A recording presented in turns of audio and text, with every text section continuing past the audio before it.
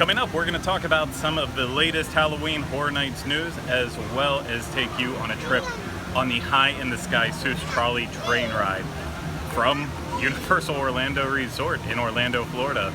This is the Universal edition of the Diz Unplugged.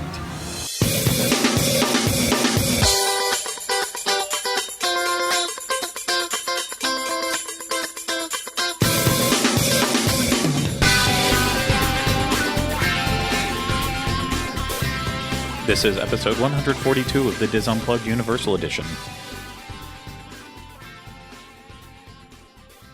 The Diz Unplugged Universal Edition is brought to you by Dreams Unlimited Travel, experts at helping you plan the perfect Universal vacation. Visit them on the web at www.dreamsunlimitedtravel.com. Hello everyone, welcome to this week's episode of the Diz Unplugged Universal Edition. I am your host, Craig Williams, joined alongside by my co-host here, Mr. Ryno Clavin. Yes, and I'm sorry for the kind of weird intro and everything that's happening with this, but essentially we recorded a full show inside the studio like we always do, and then unfortunately had some issues with the recording. So luckily we were able to salvage some of it. So mostly the Halloween Horror Nights section where we're talking about the latest announcements, some of the scare zones and stuff. But we lost the back half of our show. We don't have that for you, so we decided let's meet in the middle of where we live, Universal Orlando. Actually get in the park and do a nice little special way to make it a little bit of a longer show. So On location, a lot of fun. So yeah, we're gonna start this episode off by, instead of us talking here, we're gonna cut back to the Bob Varley studio, and you can watch our discussion right now on the latest announcement from Halloween Horror Nights. Since the last episode, I believe the last thing that we did discuss in terms of Halloween Horror Nights was the announcement that was made before previously about the 5 different scare zones, where we knew that we were going to get the Purge, Trick or Treat, Invasion, the Altars of Horror, which I always want to call Atlas of Horror. It looks so similar and so close. It's not Atlas of Horror. That makes no sense. Altars of Horror, as well as the Festival of the Deadliest, which essentially is the theme this year. Since that's all been announced, we've also seen our first look at the merchandise, which is all very, very skull and flowers, and it's like a real version of Day of the Dead, yeah. Not your typical, not the typical cartoonized versions that I don't really want to say that. I hope everyone out there understands what I mean. We're not talking about Coco or Book of Life Day of the Dead. We're saying you're not talking about the happy Day of the Dead. You're talking about the scary Day of the Dead. Exactly, which I personally I do love that aesthetic. I love the lore behind Day of the Dead. I've always loved it since I saw the great movie Once Upon a Time in Mexico, starring Johnny Depp and Antonio Banderas. I do like that movie. Oh, I do too. It's the entire. You're gonna shoot the cook? No. You want me to shoot the cook? No, I'll shoot the cook. I'm parked out back. Oh, I love the Desperado trilogy. I am a big fan of the Desperado trilogy. Love it. Love Day of the Dead. But we are not here to talk about that, the theme, all that. We are going to talk about the latest house announcement, which, of course, is our final intellectual property house. It's what we expected. It's what everyone expected. Obviously we didn't expect this.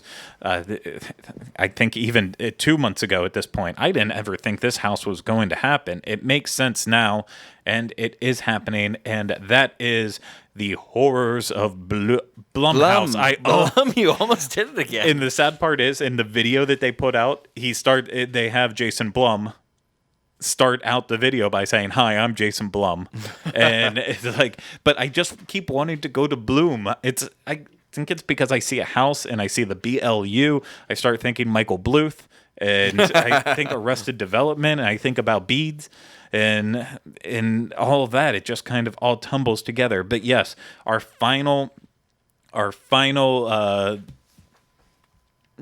intellectual property house is going to be the Horrors of Blumhouse, which, of course, as we talked about, I think in a couple episodes ago, Blumhouse Productions is basically responsible for every franchise of horror that has kind of come up in the past 15 years or so. And, they do it with that mentality of, we can make a movie for like the original movie in the series for $1 million or less and see how much it's going to actually make. So they did it for Paranormal Activity. Make a movie on a shoestring budget and watch how much it just completely blew up. Insidious, same idea. Make it on a tiny budget, just absolutely went insane with the amount of money. Yes, they've had their weirder ones in there that don't quite fit in with the rest of Blumhouse Productions, as we talked about. Blumhouse is in charge of. They were the ones who made Whiplash, which I still laugh at that. But yeah, Whiplash. All those horror movies and then Whiplash. Yeah, no, exactly. And, The Purge, another one of the movies they made. Oculus, which I think is an underrated one. And then obviously this year, their big one was Get Out. And one of as well one. As Split. I do like Split too. Those two good movies. Yeah, no, two great movies. Except I haven't seen Split, so I can't really speak on that one yet. But nobody tweeted him. He doesn't know. It's fine. I will watch it. It will hit HBO soon, or I will. Gosh. Somebody's going to ruin the end, or you're going to read a news article about something else, and you're going to be like, "Oh, now I know the end." It's fine. I'll go to the Red Box. But yeah, the other one of the other ones that kind of sticks out the most, besides Whiplash, in terms of odd movie choices for Blumhouse, was back in the great old year of 2015. Do you remember a movie called Gem and the Holograms? Oh God, yeah. Yeah, Blumhouse was in charge of that. But other, the Lazarus Effect, just so many good ones in there and throughout.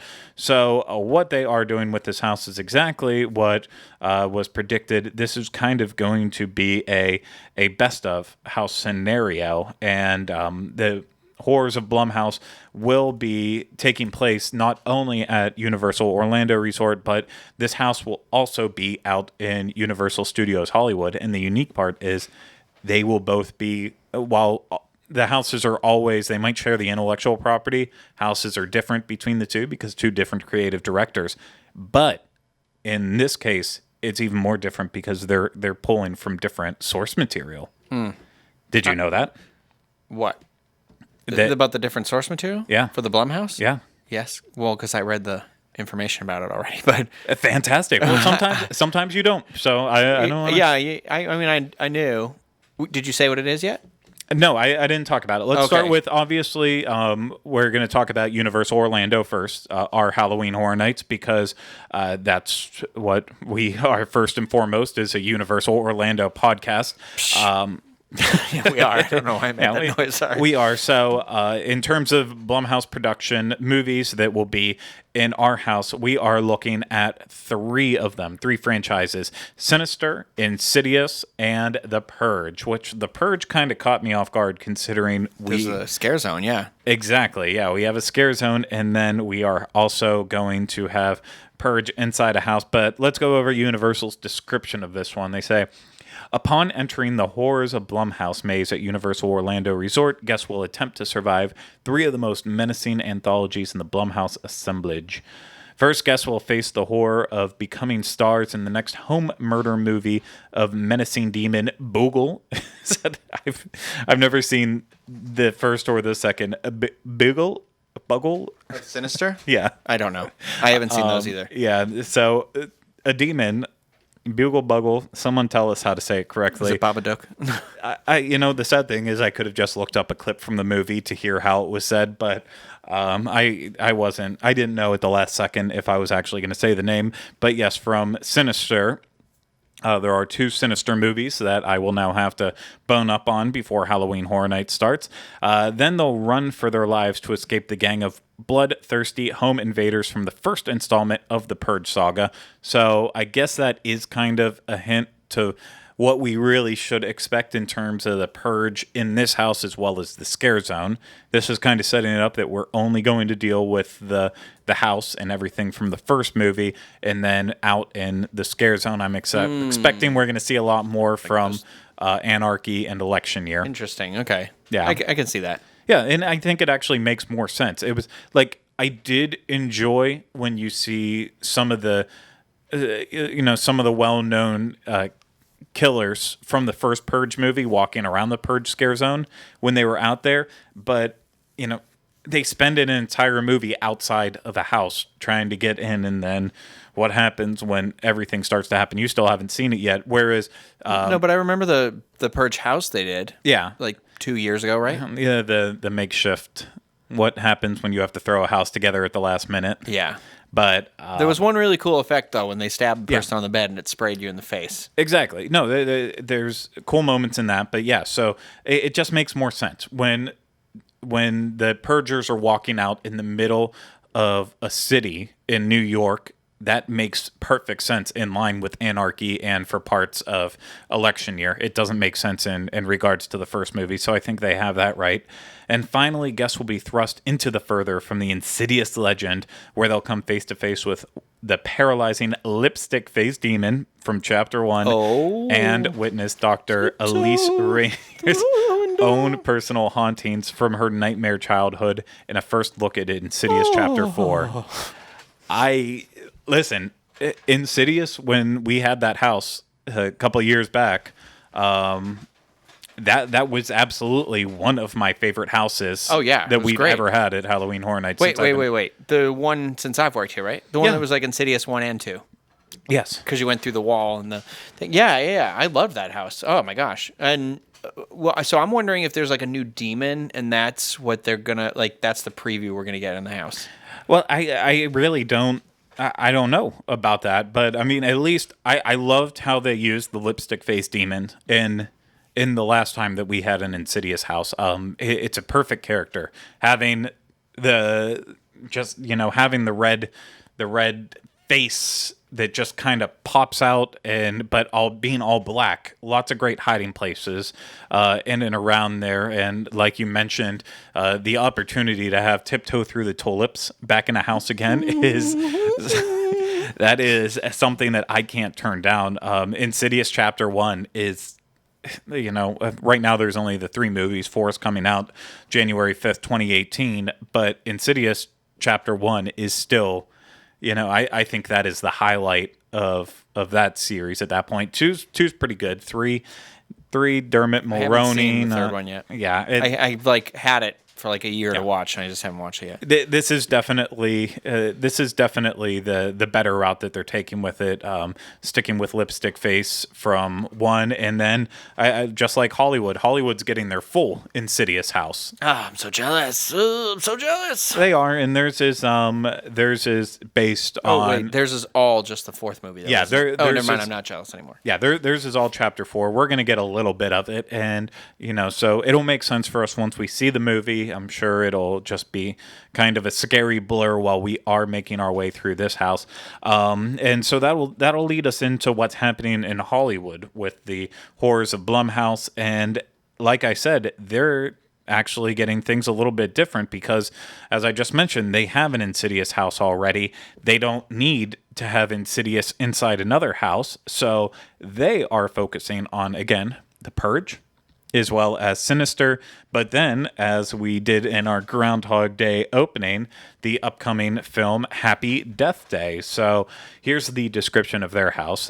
In the Purge, guests will attempt to survive the night as they are immersed in the film's depraved world where all crime is declared legal as part of the government's annually sanctioned 12-hour purge.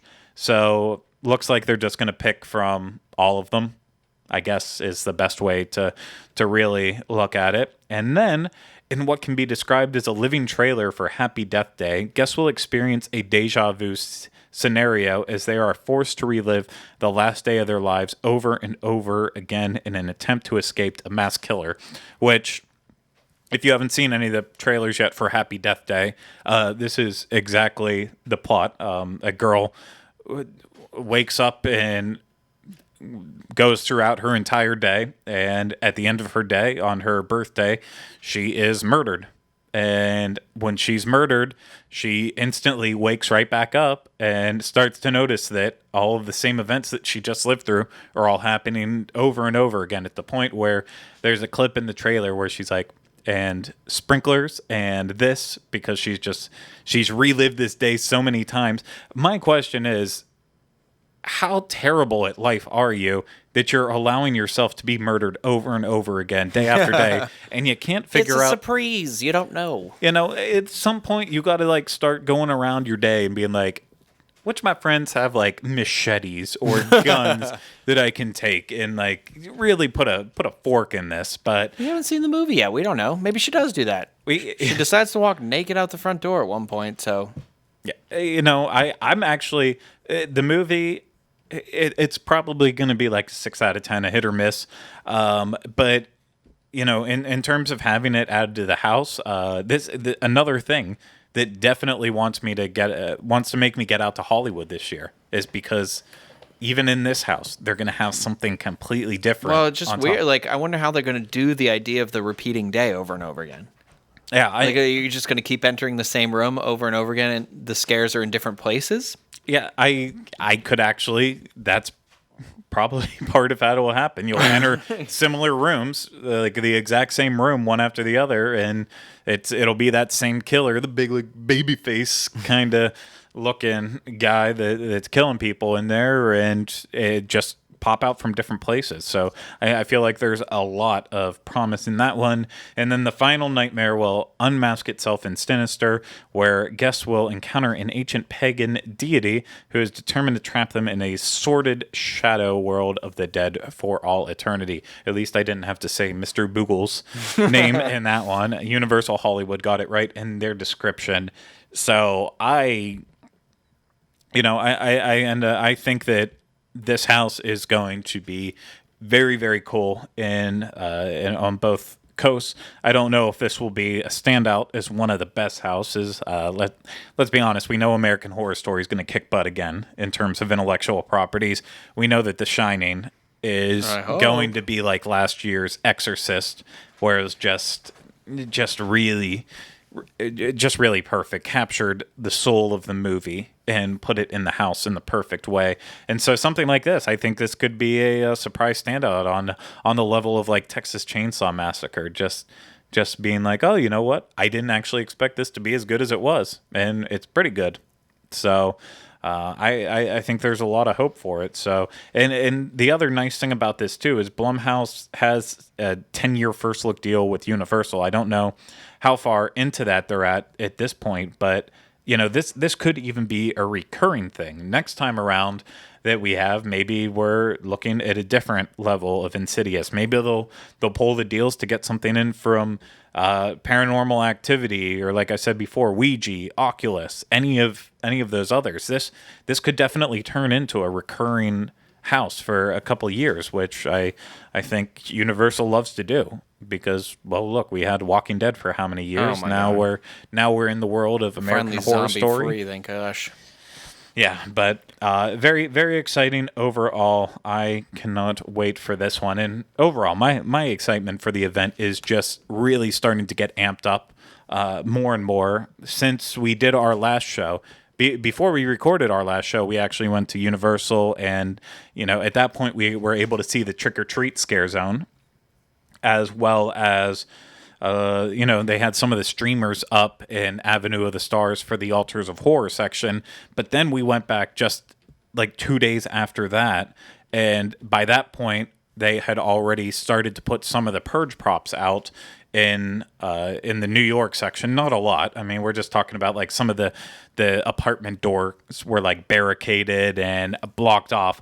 But the truly exciting thing was walking through San Francisco and seeing the Invasion scare zone area, because they have the flying saucer crash landed right outside of what will be Fast and Furious Supercharged, and there's a military truck sitting out front there, just looking all menacing. You know, someone hopefully will be hiding in the back of there, or they'll have an alien stored in the back, or I don't even know what they'll do with it. But there's definitely a lot of promise with that scare zone now. The one thing that I was happy to see, actually, in regards to it, very concerned after last year with the scare zone that was in there, that it was going to be very hard to get through. But I think they made the right move this year by putting the UFO closer, backed up to the old disaster building and Fast and Furious now. And that way there is still a complete straight line that will go through that scare zone. There's no like having to walk around a boat that's just jutting out in the middle of the path. Definitely will be a lot more accessible to get through, because I'll be honest, if it was early in the day, I would walk through that scare zone last year. But once you hit like 8 or 9 o'clock at night and it was dark and people were like getting absolutely freaked out through there, I just stopped walking through that one. It was always a cluster. It was always just gonna get somebody who runs into you full force too. You know, it's like you're like, I'm more worried about the other person colliding with me than anything else. And I feel like they made that scare zone last year less scary because of that. Like, they didn't have it as menacing, but everyone should know at this point. I mean, we see it in the comments all the time. Oh, I'm too afraid to go to HHN. That's just not up my alley. It isn't for a lot of people, and so you will just get these terrified girls and boys.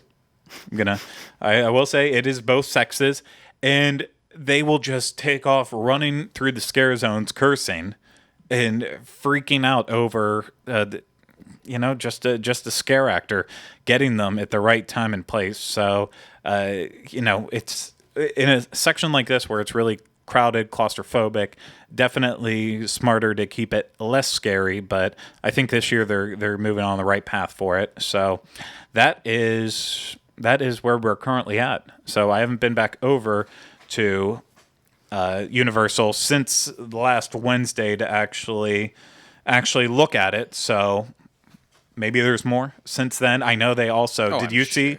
Well, there is one update from when we went to to Universal the last time. Did you see the Sam figures that they put out? I saw the. I think you posted a photo of it or something. I saw the photo of the Sam Were there multiple figures? Yes, there were multiple Sams in there. I was hoping it was going to be like a person. I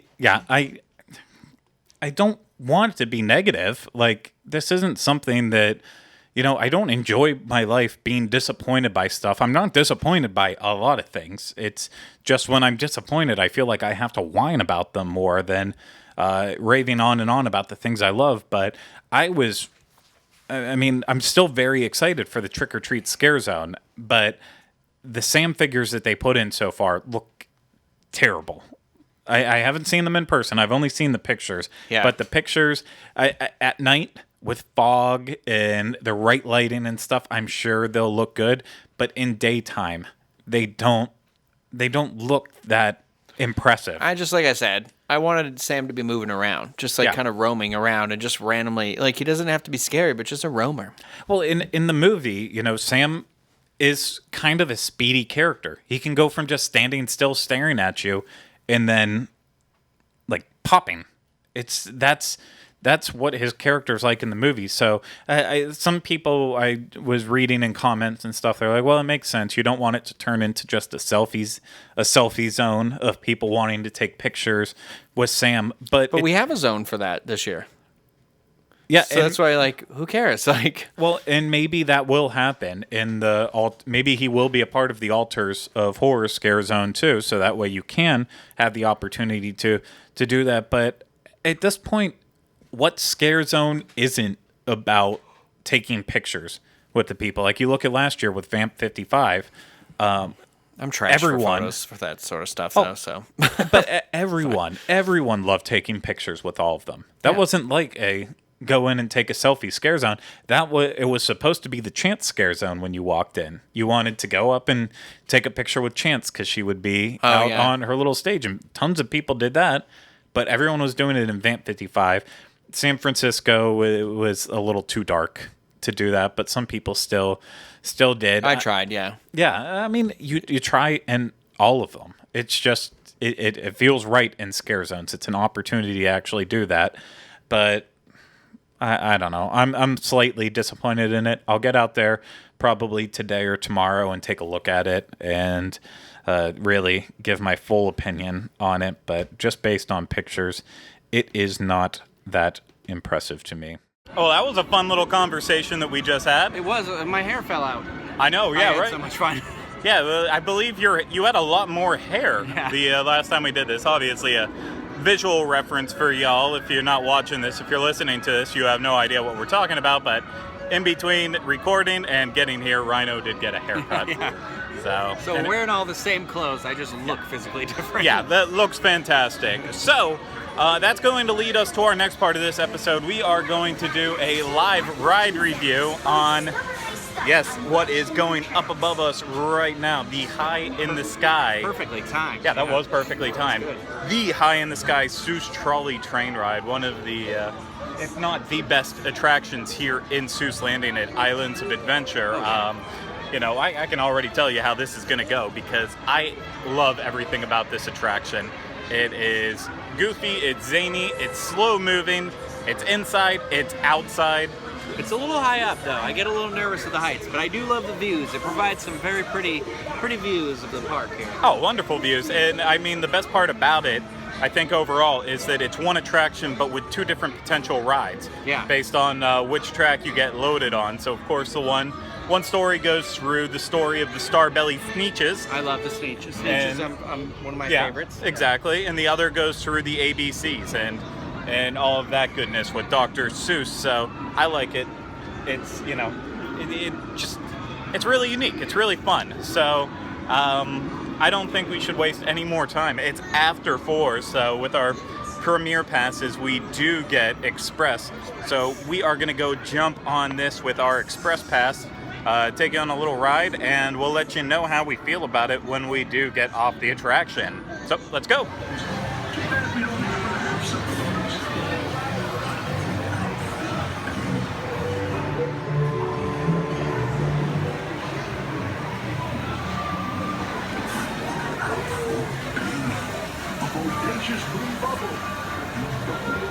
Fresh blowing breeze.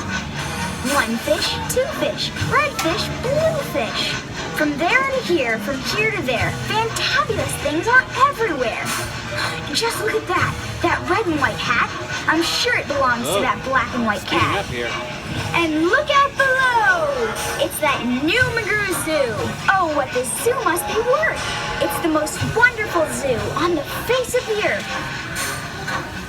Say, I like green eggs and ham. I do. I like them, Sam I am. And I will eat them here and there. Say, I will eat them anywhere. Now we bypass 2 unbudging zaps, both stubbornly stuck unbudged in their tracks. Now keep your eyes peeled for Sneetches. They are known to love beaches. There's one down there, fishing. He's floating, he's wishing. He might catch a fish with a pinwheel-like tail. He might catch a fish who has fins like a sail. He might catch a fish with a checkerboard belly, or even a fish made of strawberry jelly. Say, that makes a story that no one can beat when we say that we saw it on Mulberry Street. But it still could be better. Did I ever tell you that Mrs. McCabe had 23 sons and she named them all Dave? Well, she did, and that wasn't a smart thing to do. You see, when she wanted one and calls out, "Yoo-hoo! Come into the house, Dave!" she doesn't get one. These visitors here on vacation to see us from the many great pictures. W is for what does this ride? Oh, that's always fun, going on High in the Sky Seuss Trolley train ride. Today we were Sneetches. Yeah, it's one of my favorite stories. However, when you're on the Sneetch side, it doesn't really tell you the story of the Sneetches. No. It pretends as if you already know it, but I mean, if you go on the other side and you go through Circus McGurkus, Cafe Stupendous, and all that, you know, it just kind of is a lot of gibberish the entire way through. Fun gibberish, but gibberish nonetheless. Yeah, I love it though. I wish today we would have been able to do both sides, but they're only running one track. I would assume because, well, it's not really that busy here in the entire park. So No, and I think this park closes at like 8 or 9, and it's already 6. yeah, So yeah. that could be part of it too. I love High in the Sky Seuss Trolley train ride. It's so endearing, and I love standing down below in Seuss Landing and just being able to watch it go up over your head. It's one of those rides. It just, like a lot of Universal stuff, yeah, it is outdoors, but it ends up calling you because of that. When you see it going up over your head, you want to come over here. When you see the Hulk screaming through its track, yeah, you're attracted to go over there and try it out. It's unless the you're Islands of Adventure. Yeah, never. Well, once, that one time. Yeah. It's the Islands of Adventure's version of the People Mover, you know? Not quite as expansive or as extensive, but I'd equate it to that sort of an experience. Yeah. Anyways, yeah, that's our thoughts, our review. I love it. You love it, right? Oh yeah, I love this ride. Yeah, for sure. Yeah.